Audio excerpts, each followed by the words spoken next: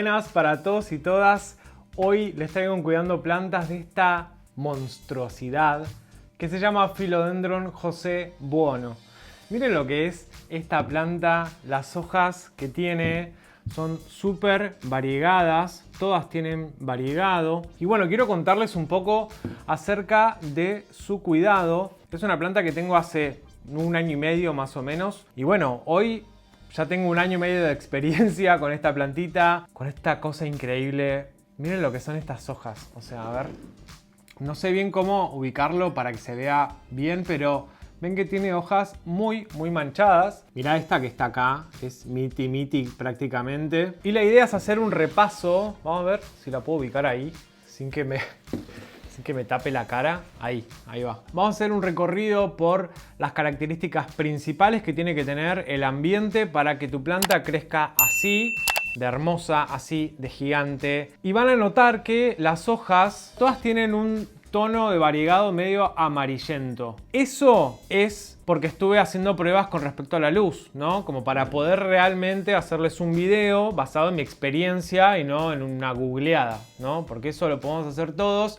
La idea de estos videos siempre es como realmente contar cómo fue mi experiencia, qué cositas fui teniendo en cuenta, exponerla a diferentes situaciones para, bueno, llegar a algunas conclusiones que se catalizan o se cristalizan en estos videos. Y aparezco yo, Sebas del futuro, para decirles, miren todos los cuidados que les voy a mostrar, porque al final del video les voy a hacer una actualización. Esto es algo que nunca había hecho en los videos, pero me pareció divertido e interesante hacerlo.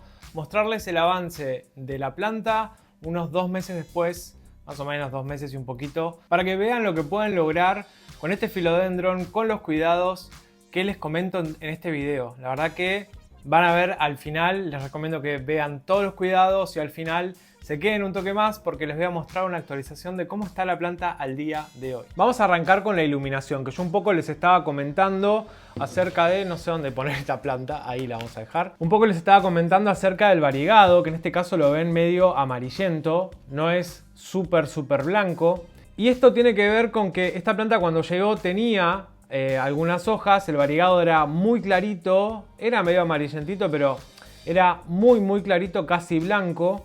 Y como estuve exponiéndola a condiciones de iluminación cada vez más bajas para ver cuál era el nivel de tolerancia, me di cuenta que a medida que le damos menos luz, el variegado se pone así, como más amarillito o más verdoso. Y cuando le brindamos mucha luz indirecta, el variegado tiende a ser mucho más claro. Esta hoja había salido realmente, o sea, prácticamente blanco esto.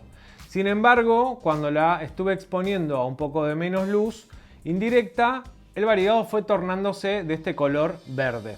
Es muy interesante esto. Debo decirles que es una planta que tolera muy bien la iluminación baja. O sea, siguió creciendo, sacó incluso esta otra hoja en condiciones de luz muy bajas. Les diría que más bajas que luz media. Que luz media es lo que les digo siempre, ver la situación de luz que tienen. Si ustedes abren un libro en esa situación y lo pueden leer correctamente, tienen al menos luz media. En este caso, abría el libro y en esa situación de luz no había luz media, había mucho menos.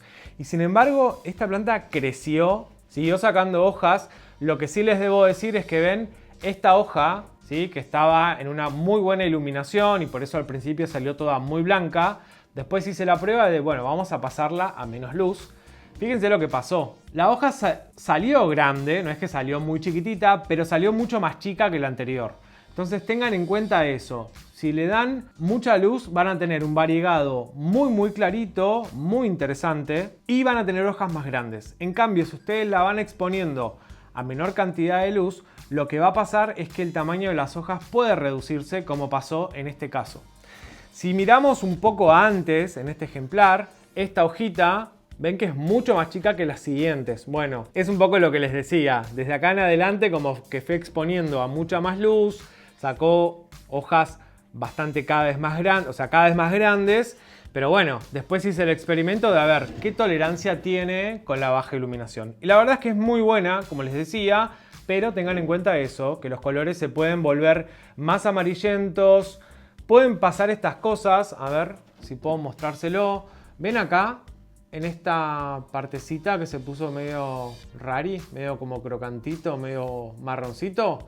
Bueno, esto empezó a pasar cuando bajé y me pasé del umbral de baja iluminación. Así que les diría que una planta que en luz media va a triunfar, y luz media es esto que les decía, abrir el libro, si lo pueden leer correctamente, al menos luz media tienen. Y siempre indirecta. Esa es la clave, que no le dé sol directo porque lo más probable es que se quemen todas las hojas, que las partes verdes se quemen porque sucede algo cuando uno se excede con la cantidad de luz e incluso, o sea, eso ya sería prácticamente sol directo, ¿no? Cuando tenemos sol directo, la clorofila lo que pasa es que literalmente se quema.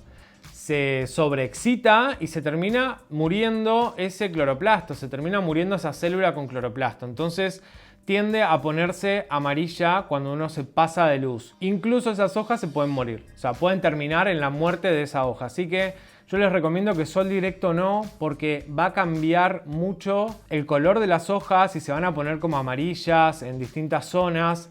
Y lo más probable es que esas hojas se mueran. Cuando uno se excede en luz o cuando uno le da un estrés a una planta, puede ocurrir esto, que es ni más ni menos que la planta decide matar algún que otro órgano, ¿sí? Es algo muy común cuando las plantas las cambiamos de lugar, por ejemplo. ¿Vieron cuando uno tiene una planta, está en un lugar divino y de repente empieza como a cambiarla de lugar, a ponerla acá, a ponerla allá? Empieza a perder hojas y se empiezan a morir las de más abajo. Bueno, ese proceso es el proceso de senescencia. A veces tiene que ver con la edad de las plantas y otras veces tienen que ver con estrés. ¿Sí? Estrés que provocamos nosotros cuando las cambiamos de lugar, cuando las condiciones son distintas, cuando cambian las condiciones ambientales. Y algo que está bueno es que es un variegado estable. Es igual prácticamente que la Monstera Thai Constellation. Bueno, incluso tiene mucho de ese variegado. Como pueden ver, es como un salpicado. La verdad que me parece muy linda. Si le dan mucha luz, también lo que va a pasar es que esta planta crece rapidísimo. Si bien es una planta que, como les dije, tiene más de un año y medio conmigo, la verdad es que no es que tiene 100 hojas, ¿no? Digamos que conmigo ha sacado unas 4 hojas.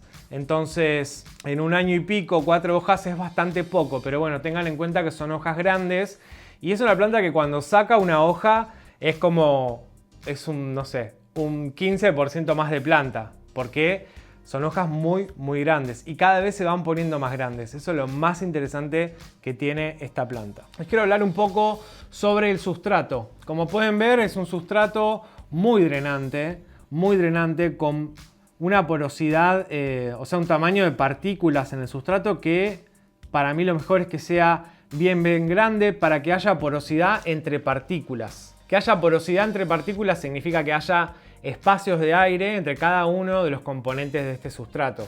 Tiene turba, perlita, corteza de pino, cascarilla de arroz.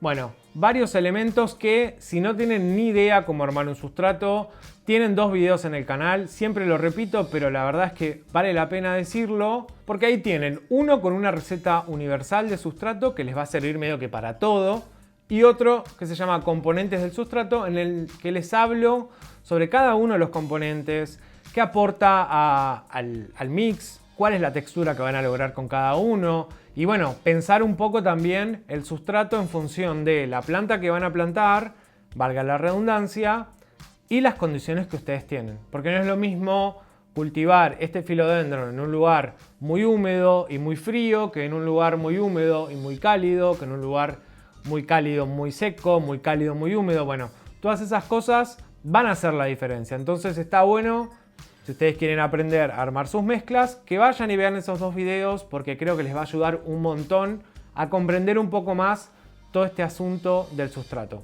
Pero básicamente necesitamos un mix que drene muy bien, que tenga mucha porosidad entre cada una de las partículas, que haya mucho aire, porque eso les va a permitir cumplir con lo siguiente, que es el riego. Es una planta que no riego tan a menudo, honestamente, la riego una vez por semana o un poco más. Recién ahora estamos entrando en la época calurosa del año, entonces como que todavía no hace demasiado calor todo el día como para que haya una evaporación o una evapotranspiración del agua que tiene el sustrato, ¿no? Pero lo ideal para mí siempre es tocar la superficie y si ustedes sienten que los primeros centímetros están húmedos, no regarla, porque no sería necesario. Pero lo bueno de esto que les hablaba antes, de un sustrato bien drenante y bien aireado, es que si ustedes riegan demasiado o riegan de más, por ejemplo, no van a tener problemas, porque la verdad es que todo el exceso se va a ir y solo va a quedar el agua atrapada en esas partículas, en esas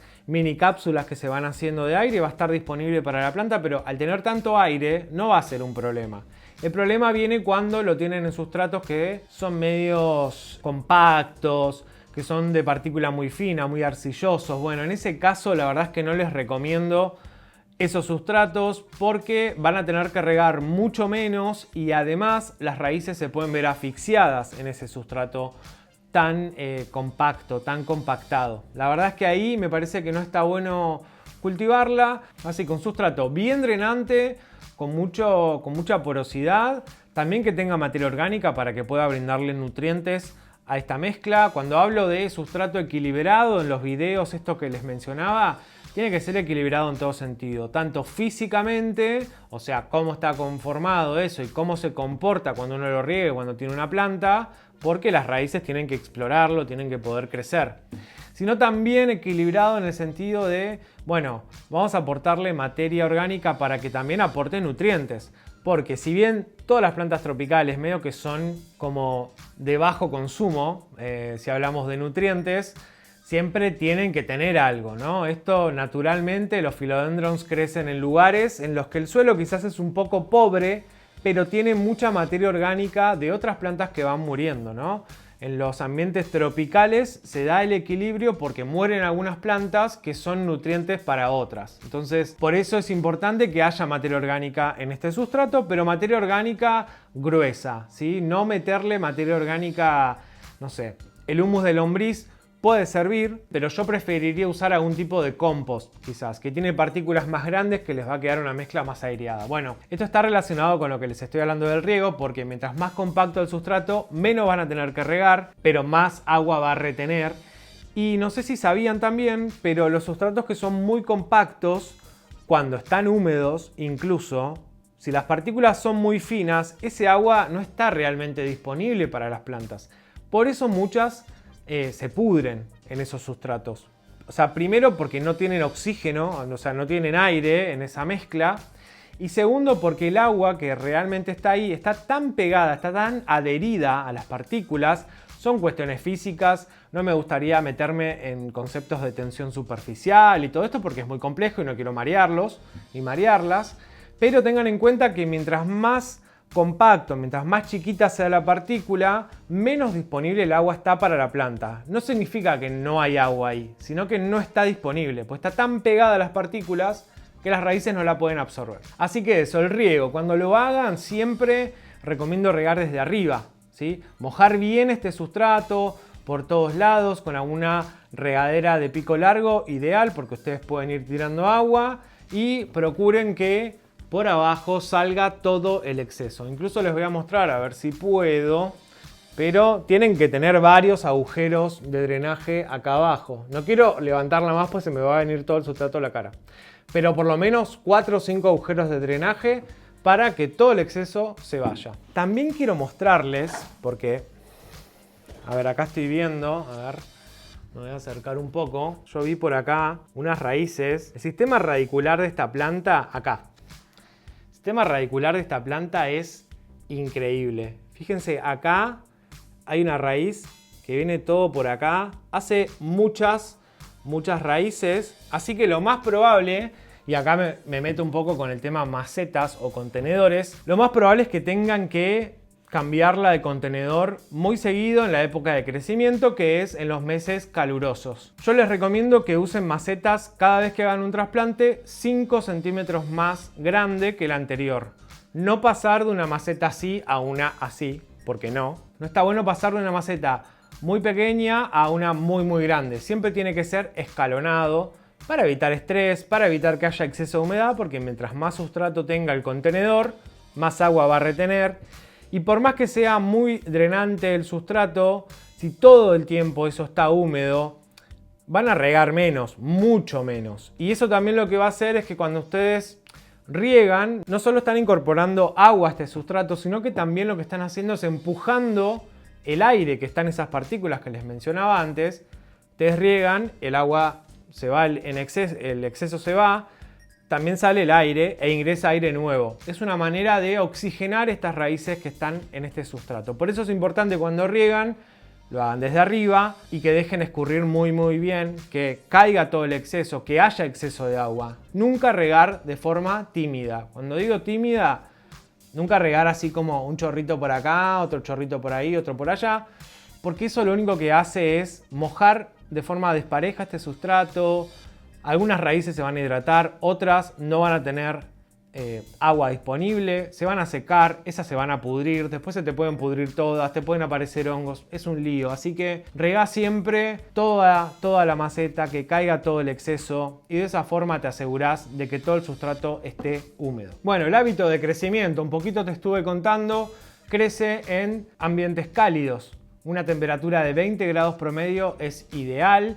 Esta planta estuvo cultivada en invernadero, el primer tiempo estuvo en invernadero calefaccionado. Entonces teníamos 20, 22 grados en días en donde hacían 4 grados. Entonces eso hizo que en el invierno crezca un montón. Pero es bastante tolerante. También estuve haciendo algunas pruebitas de un mes. No en el mes más frío, sino en el último mes que la estuve exponiendo a menos luz. También la estuve dejando sin calefacción para ver cómo se comportaba con este asunto del frío. Y la verdad es que me llevé una sorpresa porque es una planta bastante tolerante con el frío también. La verdad es que me encanta esta planta. Me encanta porque es como una todoterreno. Es bastante sencilla de cuidar. No tiene como grandes exigencias. Pero bueno, estuve exponiéndola a temperaturas de 8 grados y la verdad es que ni se movió. La verdad es que todas las hojas estuvieron bien, no se han quemado, no les ha pasado nada. Es muy resistente. Y con el hábito de crecimiento también quiero hablarles no solo de la temperatura, sino que decirles que, como pueden ver, es un tallo principal que va creciendo, tiene espacios entre nudo bastante corto, o sea, entre hoja y hoja hay muy poquito tallo. No sé ni a dónde estoy, o sea, esta planta me tapa porque es muy grande. Pero bueno, tengan en cuenta eso, que es una planta que hace entrenudos bastante cortitos si tiene buena luz. Y crece de esta forma verticalizada, pero tengan en cuenta que ocupa mucho. Esta, miren, está en una mesa que mide más o menos 1,10 metros, 1,20 metros y está casi que toca punta a punta. En ese sentido tengan que es una planta que inicialmente va a ser más ancha que alta, pero a medida que va creciendo puede llegar a tener cierta altura. Por lo pronto no hizo falta que le ponga un tutor. El tallo es muy grueso, les diría que es como 2 de mis dedos gordos, 2 de mis pulgares de gruesa. No hizo falta ponerle un tutor y creo que no va a hacer falta por un tiempo porque al parecer es bastante como autoportante. No es un philodendron de tallo muy finito. Y algo que me di cuenta es que fíjense cómo crece. Usualmente los philodendrons crecen del mismo lado todo el tiempo. O sea, crece una hoja, el tallo, otra hoja, el tallo, otra hoja.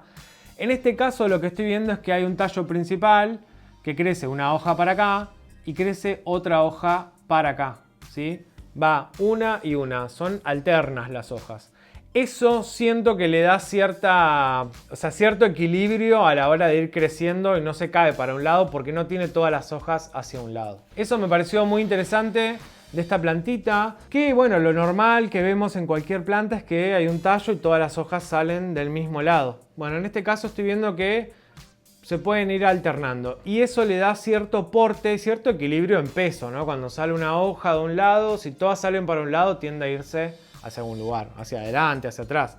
En este caso sale una y una, medio que se va manteniendo. Incluso veo que no solo que sale una y una, sino que hay cierto giro, hay cierta diferencia entre un ciclo y otro. Como que va saliendo, a ver, ¿cómo hago para mostrarles? Sale una hoja para acá, la otra sale para acá, y la otra sale un cachito inclinada para acá, y la otra sale un cachito inclinada. Entonces va haciendo como este efecto de hélice, que siento que es lo que le da esa cuestión autoportante, que se mantiene como en un eje. Me pareció muy interesante, me pareció una muy buena adaptación de esta especie, que no me queda en claro si es una especie, si es un cultivar o qué, porque la verdad es que no encontré nada, no encontré ningún paper al respecto como para poder decirle sí, esto salió de acá. La verdad que no.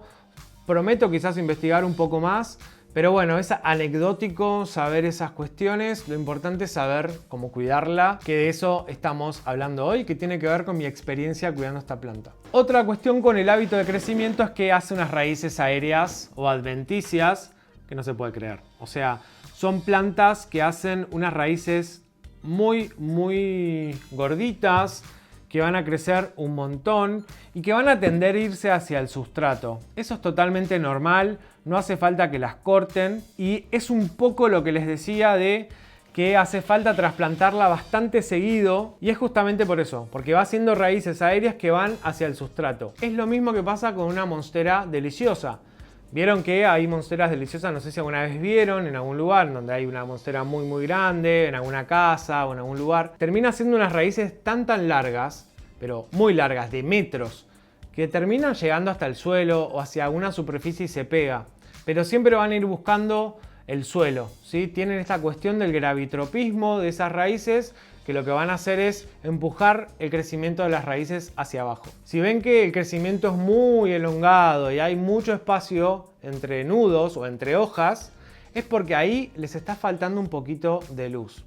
Yo acá lo pude evidenciar un poco, pero la verdad es que no noté grandes cambios porque tampoco fue que estuvo, no sé, 3 meses bajo una condición horrible de luz. No, estuvo bajo una condición muy baja de luz. Cuando salió la última hoja dije, bueno, ahora vamos a cambiar a menos luz a ver cómo se desarrolla o cómo crece, mejor dicho, la hoja siguiente.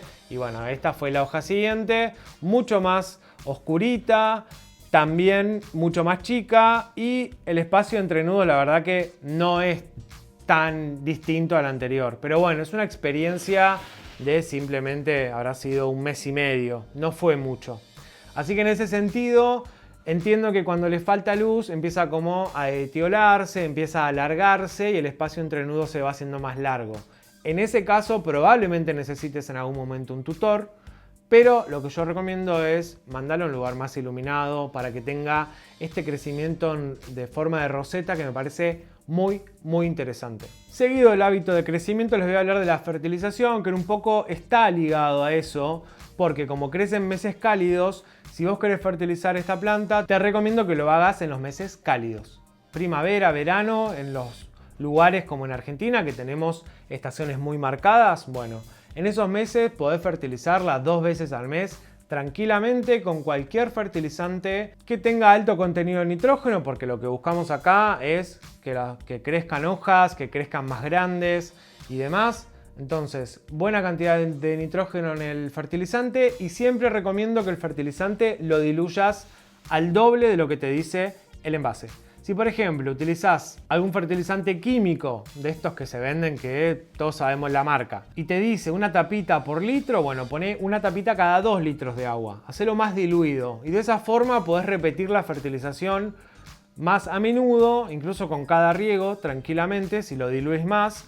Y de esa forma vas a estar como protegiendo un poco tu planta, no le vas a estar agregando acá sales ni nutrientes que no va a utilizar esa planta y que lo único que van a hacer es que te puedan aparecer algas en el sustrato, te puedan aparecer bichitos, te puedan aparecer hongos, te puedan aparecer un montón de cosas porque hay exceso de nutrientes y bueno, eso alguien lo va a utilizar y no va a ser tu planta.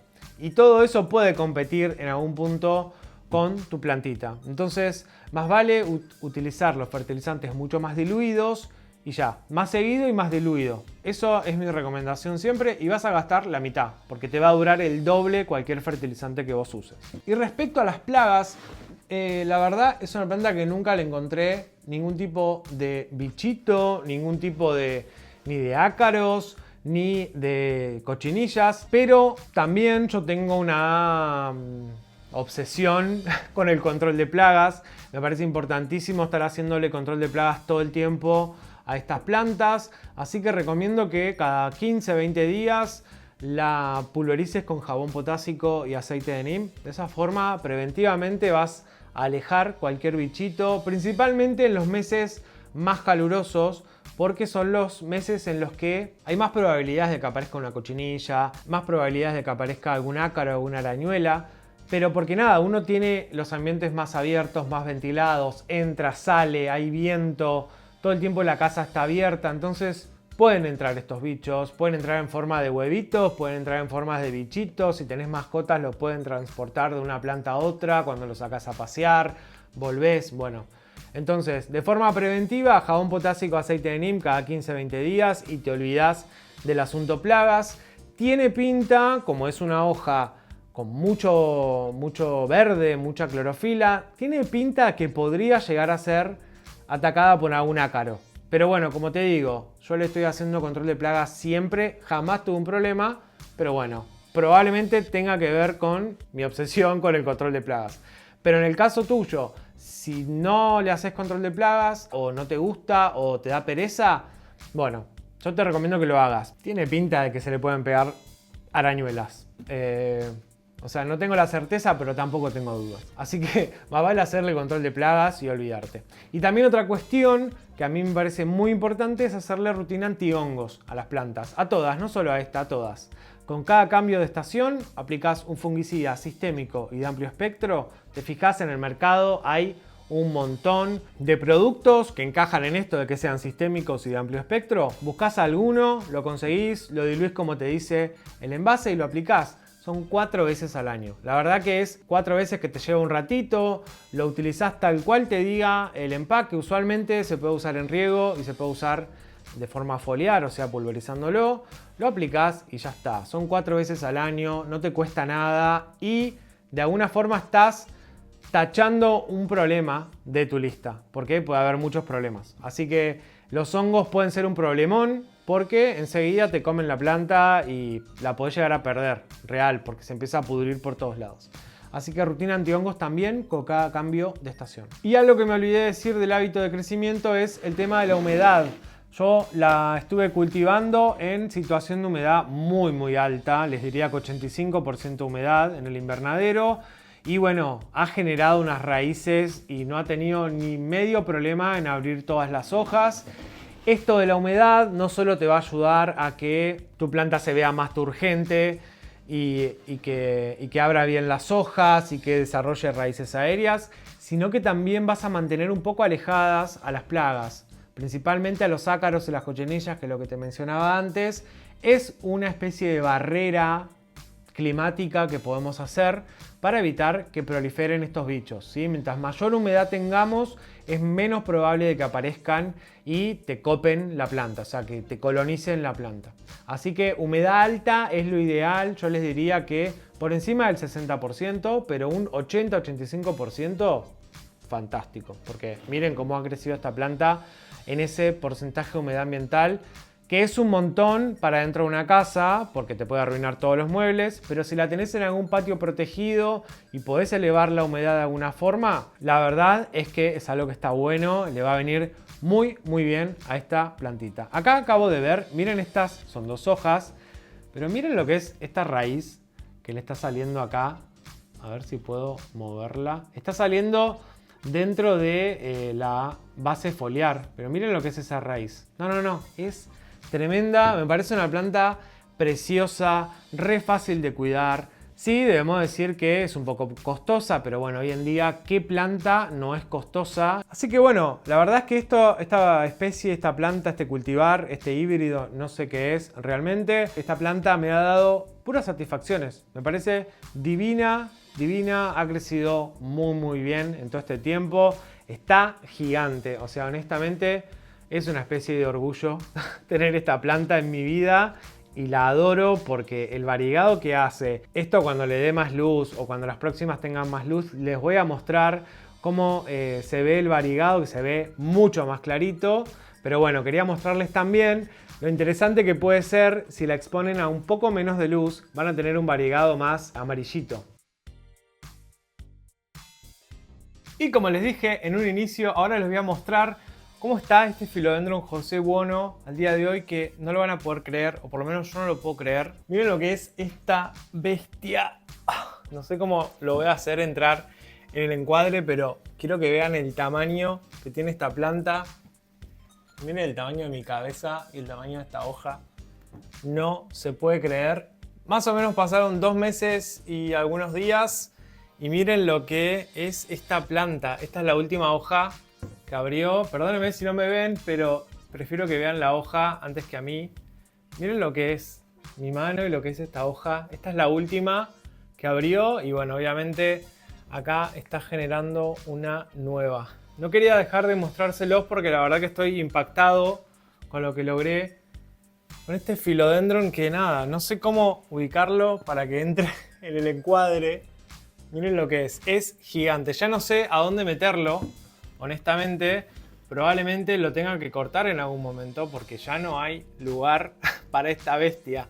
Pero la verdad es que estoy muy contento con el resultado. Y bueno, básicamente nada, sigan los cuidados que les comenté anteriormente porque así lo cuida este y así está creciendo que no se puede creer. Yo no lo puedo creer, el tamaño de las hojas. Así que nada, bueno, espero les haya gustado este video, espero se suscriban al canal, le den un like a este video y sepan que no estoy teniendo tiempo para poder contestar todos los comentarios que hacen en todos los videos, la verdad que no me alcanza la vida, pero sí quiero que sepan que todos los domingos me conecto en vivo, me encanta porque estoy acá entre medio de la planta. Todos los domingos me conecto en vivo por el canal de YouTube, hago una transmisión que se llama Consultorio Coloc, ahí ustedes se pueden conectar, pueden hacer las consultas que quieran y yo obviamente les voy a estar contestando. Si está dentro de mi alcance se los voy a contestar y si es algo muy puntual, bueno, ahí es más difícil. Pero para conceptos, para cuestiones así, dudas que les van quedando de los videos, bueno, pueden ahí tranquilamente hacer esas consultas, que ese es el espacio que yo estoy últimamente ofreciéndoles, porque la verdad que no estoy llegando a poder contestar todos los comentarios que llegan, que son un montón, o sea, no doy abasto. Así que nada, invitados, invitadas a sumarse al Consultorio Coloc todos los domingos, 16 horas, hora argentina. Ahí ustedes fíjense qué diferencia horaria tienen con Buenos Aires, Argentina. Se conectan, hablamos y bueno, ahí pueden resolver cositas que les queden pendientes. Les mando un abrazo y bueno, este Philodendron José Buono es todo lo que está bien. Espero les haya gustado el video. Chau, chau.